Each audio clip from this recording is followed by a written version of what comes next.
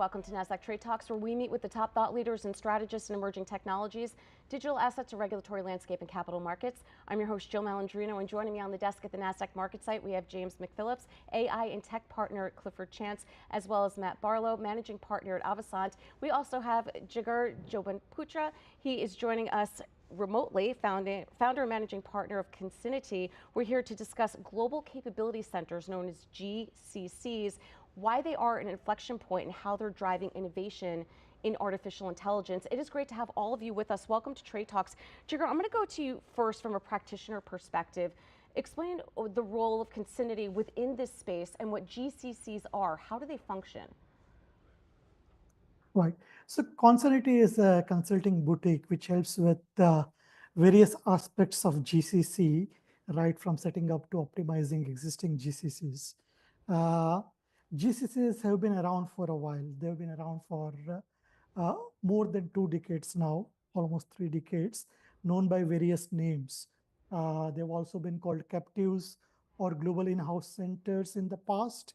And they are differing from the traditional outsourcing models in the sense that they provide the best of ownership, control, cost, and impact to the parent organizations who are wanting to globalize their workforce, both in technology and non-technology. Right, and Matt, from Avasant's perspective, as you're advising clients, what are some ways in which they're looking to leverage GCCs? How should they be thinking about them?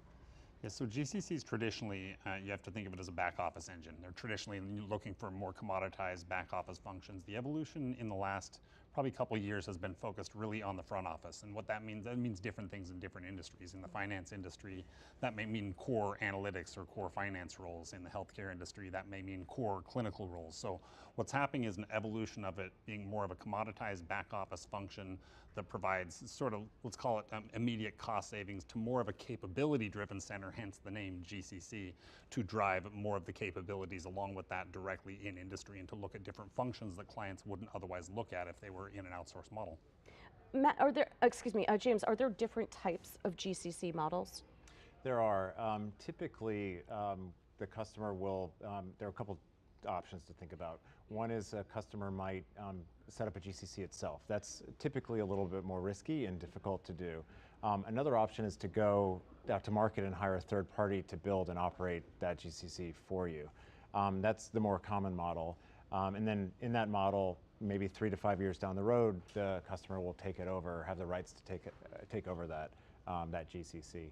And within the broader GCC landscape, there are, we've seen sort of hybrid models where there are, a GCC that's paired with sort of more of a traditional outsourcing function, or we'll see maybe like a hub and spoke, they call it, where there's maybe a primary GCC with other nodes in other regions if it's a global company. So there's really a wide variety of types of models to set up an offshore or captive center like this to achieve cost savings and drive innovation and take advantage of AI and things like that. Yeah, let's talk about some use cases here for a moment. Jigar, if you can give us, perhaps in the financial services sector, or a use case that stands out to you in terms of how a GCC would be leveraged.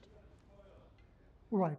So as just pointed out, GCCs, they started off with offshoring of more commodity kind of work.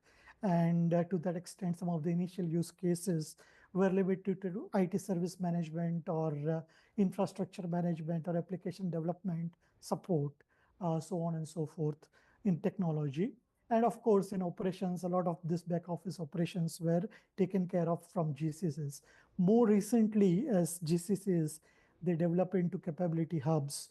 We are seeing a lot of value addition being made from these GCCs to the extent that a lot of data engineering and things related to training of AI models are being handled from GCCs. So you'll see a lot of retailers have their artificial intelligence components being trained and delivered out of their GCCs these days. So it sounds as if, Matt, this skill set relative to what you might consider traditional outsourcing company would be, it's elevated to a certain extent. Yeah, you would normally be looking at, as we pointed out, certainly IT has been done offshore for a long time as those remote technologies have gotten better, but what you're seeing is an elevation of the types of IT work. It's getting into deeper engineering, deeper, as we talked about, a little bit into the AI space. So as a lot of these emerging technologies come into play, being able to diversify your talent in any location where you can get the right type of talent for that specific skill set, specialization becomes more and more important. So this GCC concept sort of crosses borders. It allows you not to just isolate within your own internal US-based borders what you can get, but what you can get potentially anywhere for that specialized skill set. I was talking to a client the other day that is exploring what I think they're calling like AI innovation as a service with a GCC. So effectively what they're looking at is wanting the ability to explore some of these new AI models. Take, for example, DeepSeek that came onto the scene, developed in China, and there are a number of potential security concerns, performance issues that the company wants to explore, but they don't want to deploy DeepSeek in their environment yet.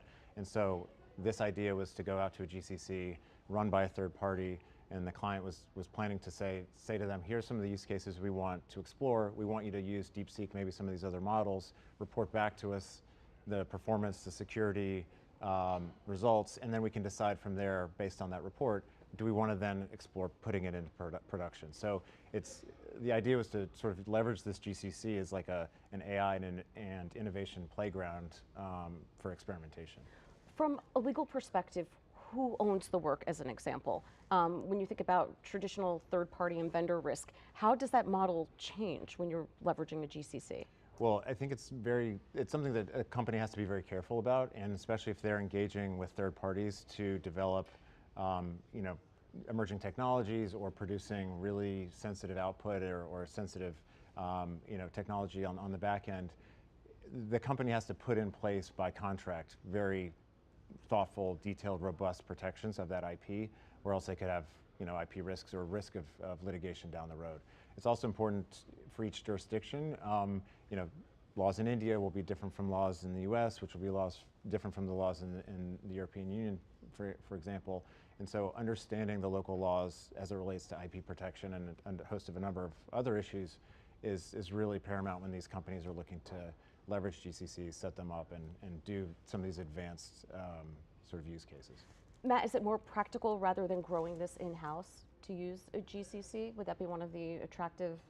I think it's maybe not more practical because I think in some cases those functions already exist with some of these third-party companies. But when you're going into new core competencies that haven't been touched before, that haven't been explored in some of these other areas, I think it's much more practical because from an IP standpoint, it keeps those things closer to home. And part of what we're also seeing is we're on the impetus of major AI breakthroughs over the next 3 to 5 years. So I'm designing 3 to 5 year agreements. So what we're seeing is clients that are like, wait a second, should I be signing a 5-year agreement with dramatic changes with the application of AI that erodes the value that I could deliver from that same AI application?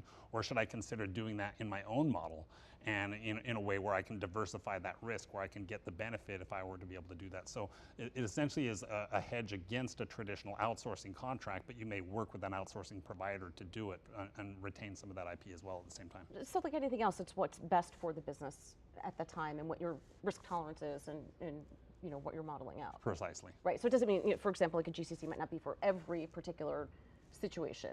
Yeah, it couldn't be, but what we've seen is the models have changed.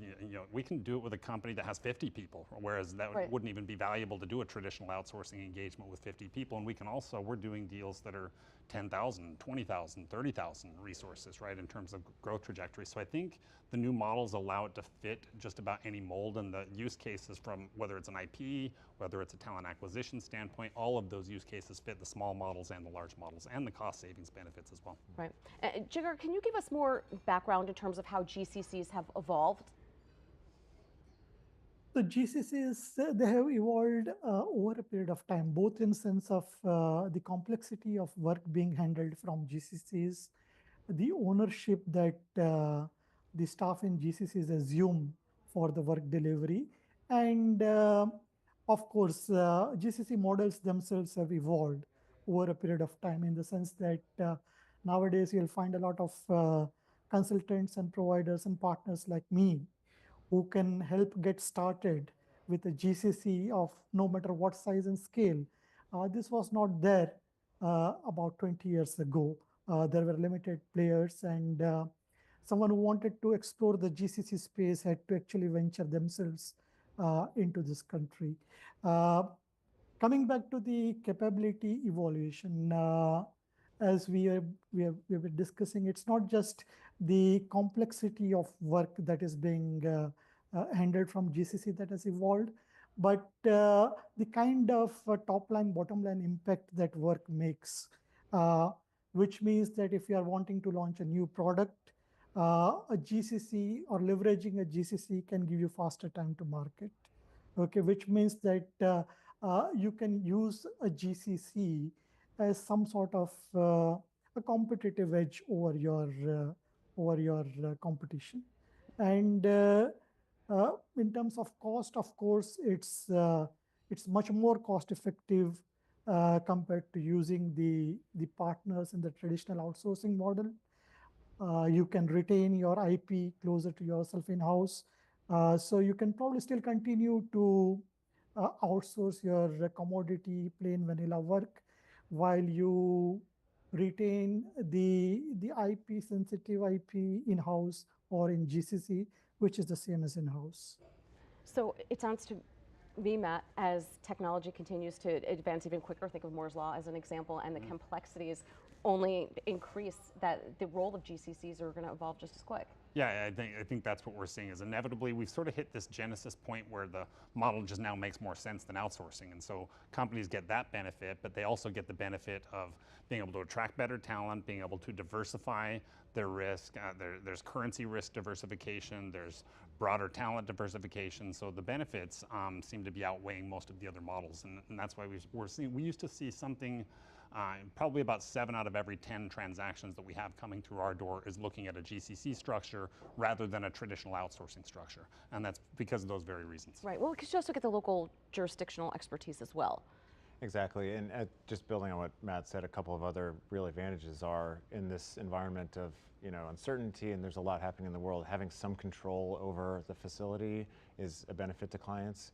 You mentioned attracting a talent is really important, so understanding the local customs and rules for attracting talent is important. And if you're an American company arriving in, say, India for the first time, you don't have experience doing that. And so if you hire a third party to do that, you can attract really good talent. People who are high performing and well educated in a lot of these areas are attracted to GCC models because they know there's room for growth, career development. It's a well-known Western brand perhaps, and so there's real advantages, I think, to exploring this model over that kind of traditional outsourced model. And that was, I was going to ask you in terms of skill sets and talent, why would they not want to go in-house? But again, the brand recognition, because the GCC would actually be affiliated with, let's call it a Fortune 500 company as an example. Yeah, exactly, and so that's really an attractive proposition for someone who says, "Oh, I can go work for this well-known company. If I work hard and do well, maybe I'll sort of advance up the ranks. And if this is a GCC that is owned and operated by the company itself, then you're effectively an employee of that company, and you're an extension of the corporation's sort of broader global community. And so there's sort of a community and cultural element of it too that attracts people. And so it really is a model that has gained popularity for a number of these reasons. Yeah. It's important to note they can, most clients can go into a market, can probably pay 20% above what others are making in that same role skill set, and actually still see a 25% savings. So that gives the benefit to the employee, that puts the benefit of the IP in the hands of the company who's doing it, and it gives them generates capital for them to invest in that model, to throw innovation into that model, and that really is where the Global Innovation Center or Global Capability Center terms come from. Yeah, that's interesting, where it doesn't have to be married specific to that company, whereas you might have a broader expertise with that particular role. So it's not, okay, if you're a consumer staples company, as an example, this person in theory might have supply chain management experience beyond that and can bring in other elements from different industry to a particular role or to a particular industry. Precisely. Yeah, how it's interesting. I wonder how companies are competing with GCCs. right? I mean, it's a double-edged sword. I've posted a lot about this and I've spoken a lot about this, but I think in the next few years it's going to be very difficult. What we've seen with the traditional outsourcing companies, the usual large suspects, they're just retrofitting their model. They're figuring out how to create a model that de-risks them. The traditional outsourcing model is I'll fix your price and I will lower the cost of the people as much as possible. This allows them to de-risk from that model, allows the client to have control of the price and the talent, but allows them to use their engine to go scale in talent. Most of these service providers have thousands of people that are scaling people. They have talent engines that are amazing. They have things that would take years to grow if you're going to go build a GCC. So these hybrid models that James discussed, that's why they make sense, because commercially they make sense for the client, because they put all sorts of new capabilities and they de-risk the service provider engine. Yeah, it is interesting when you think about it from that perspective, right? Yeah, I mean, exactly. And you know, the other thing that I was thinking about, you were talking about certain industries. I mean, it's really industry agnostic too. I mean, we're seeing, you know, GCs being set up across industry, financial services, healthcare, any number. I mean, private equity. We're seeing a lot of private equity firms that are setting up GCCs to leverage, you know, that core capability to provide value creation to their portfolio companies, and providing that sort of shared service across portcos. And that's a real big trend that we're seeing now from clients and talking to a lot of clients about. So it's really just across industry, and so it's a very interesting time. Yeah, it certainly is. Appreciate everyone's insight. Thanks for joining us on Trade Talks. I'm Jill Malandrino, Global Markets Reporter at Nasdaq.